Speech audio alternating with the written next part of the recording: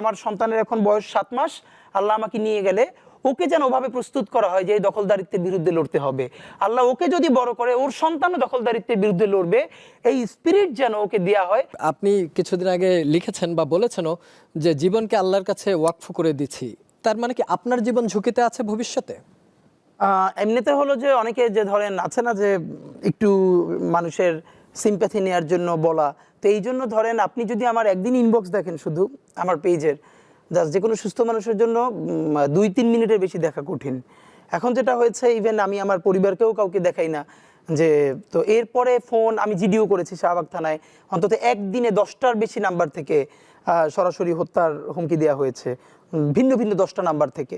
সেই 10টা নাম্বার সহ শাহবাগ থানায় জিডি করেছি, এরপর থেকে আর এর কোনো ইমপ্রুভমেন্ট পাই নাই।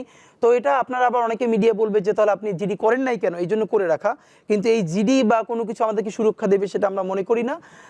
যেই লড়াই আমরা নেমেছি এটা জানি এটা 2-4-6 বছরের কোনো লড়াই না। আপনাকে জানিয়ে রাখি যে মেক্সিকোর পাশে আমেরিকা প্রতিবেশী হিসেবে যতটা পরাক্রমশালী, তার থেকেও বাংলাদেশের পাশে ভারত অনেক বেশি পরাক্রমশালী। সুতরাং এখানে আমরা একই সাথে অনেককে শত্রু বানিয়েছি, দখলদার দিল্লিকে বানিয়েছি, ফ্যাসিস্ট আওয়ামী লীগকে বানিয়েছি, আরও অনেক ঘরানাকে। সুতরাং আমাদের এই লড়াইটা শুধু 2-4-5 বছরের, এটা খুবই ভুল। আমাদের লড়াইটা চলবে এবং এই জন্য আমি বলেছি আজকে যদি আমাকে হত্যা করা হয়, যে কোনো মুহূর্তে করা হতে পারে। আমি আমার বন্ধুদেরকে ইনকিলাব কালচারাল সেন্টারে সেদিনকে আমরা সবাই বসে বলেছি যে আল্লাহ যদি আমাকে আগে নিয়ে যায় তারপর তোমাদের করণীয় কি। আমি আমার পরিবার এবং আমার ভাই বন্ধুদেরকে ডেকে বলেছি যে আল্লাহ আমাকে নিয়ে গেলে করণীয় কি হবে।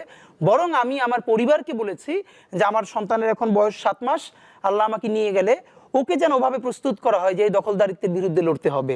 আল্লাহ ওকে যদি বড় করে ওর সন্তানও দখলদারিত্বের বিরুদ্ধে লড়বে, এই স্পিরিট যেন ওকে দেয়া হয়, এটা আমি আমার পরিবারকে বলেছি। সুতরাং ভবিষ্যতের বাংলাদেশের যে দখলদারিত্বের বিরুদ্ধে লড়াই, এটা তীব্রতর হবে। আমাদের গণ অভ্যুত্থানের পরে বিপ্লব হওয়ার কথা ছিল, হয় নাই, ছাইচাপা আগুন হয়ে আছে। সুতরাং আমরা যদি সেই আগুনের মধ্য দিয়ে নতুন ইনসাফের রাষ্ট্র তৈরি করতে না পারি, তাহলে দুটো কাজ হবে। ওই আগুন আমাদেরকে পুড়িয়ে দিবে মানে বাংলাদেশ, এই জমিন, এখানকার স্বাধীনতা, সার্বভৌমত্ব সবকিছু পুড়িয়ে দিবে। সিপাহী বিপ্লবের পর আমাদেরকে যেরকম ধ্বংস করে ফেলা হয়েছিল, হয়তো সেই পরিণতি হবে।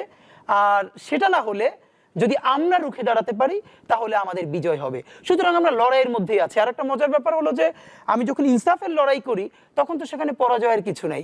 আমি বেঁচে থাকলে আমি গাজী হিসেবে লড়বো, আমি মরে গেলে শহীদ হয়ে আল্লাহর কাছে চলে যাব, এই লড়াইটাই। সুতরাং ইনকিলাব মঞ্চ 2-3টে কথা 1000বার বলেছে, এর একটা আমরা বলি যে আসলে জিতই জীবন নাই, লড়াইটাই জীবন। আমাদের জুমা প্রচন্ডভাবে ভেঙে পড়ছে, লোকে যখন স্ল্যাট শেমিং করছেন ডাকসু ইলেকশনে 4-5 দিন আগে প্রচন্ড কান্নাকাটি করলো যে ওর নুড বানিয়ে ওর মার কাছে পৌঁছানো হয়েছে। একটা মা কিভাবে নেয় একটা মেয়েরটা? তারপরে কান্না। আমি বলছি জুমা, এইসব বানিয়ে আমাদেরকে থামিয়ে দেওয়ার চেষ্টা করা হবে, আমরা থেমে গেলেই ওরা হ্যাপি হবে। সুতরাং আমাদের লড়াইটা যে ওদের কাছে খুবই গুরুত্বপূর্ণ এবং ওরা ভয় পাচ্ছে, এর মানে হলো ওরা আমাদেরকে এত ফোকাস করছে, আমাদেরকে সময় দিচ্ছে, আমরা লড়াই করে যাব। আর আমাদের এই লড়াই তো হার জিতের কিছু, আমরা জিতের উপরেই আছে। আমাদের জীবন বেঁচে থাকলেও জিত, আমাদের জীবন চলে গেলেও জিত। আপনার তো হারানোর কিছু ছিল না, সুতরাং লড়াই চলবে।